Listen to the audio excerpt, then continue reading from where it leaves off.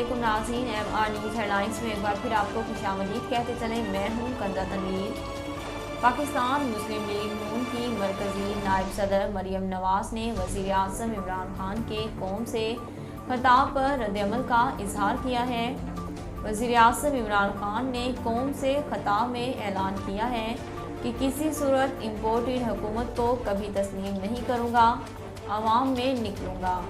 اس پر رد عمل میں مریم نواز کا کہنا تھا، اقتدار کے لیے اس طرح کسی کو روتے پہلی بار دیکھا ہے، رو رہا ہے کہ میرے لیے کوئی نہیں نکلا۔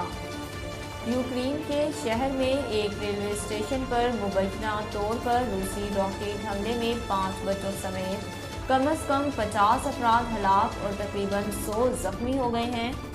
غیر ملکی میڈیا رپورٹس کے مطابق روسی راکٹ جمعے کی درمیانی شب مشرقی یوکرین کے شہر میں ایک ٹرین اسٹیشن پر گرا، جہاں تقریباً 4000 افراد انخلا کے منتظر تھے۔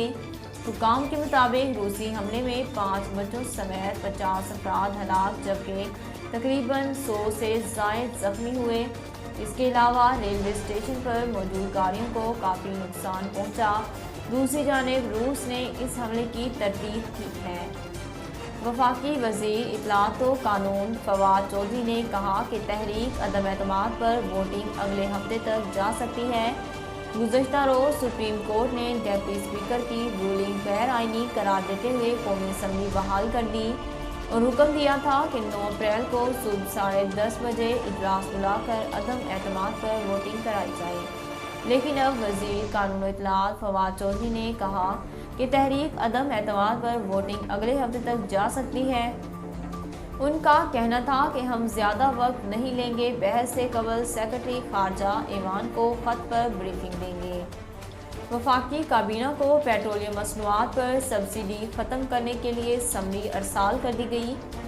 ذرائع کے مطابق سمری پیٹرولیم ڈویژن کی جانب سے وفاقی کابینہ کو بھجوائی گئی، جس میں تجویز دی گئی ہے کہ اوگرا کی تعین کردہ قیمتیں ہی صارفین کو منتقل کی جائیں۔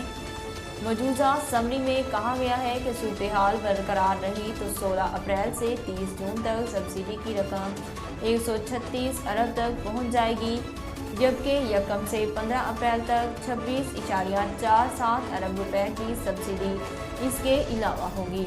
پیٹرولیم ڈویژن کے مطابق صرف اپریل کے مہینے کی مجموعی سبسڈی 55 ارب روپے بنتی ہے، جس کے لیے ابھی تک اقتصادی رابطہ کمیٹی نے منظوری بھی نہیں دی۔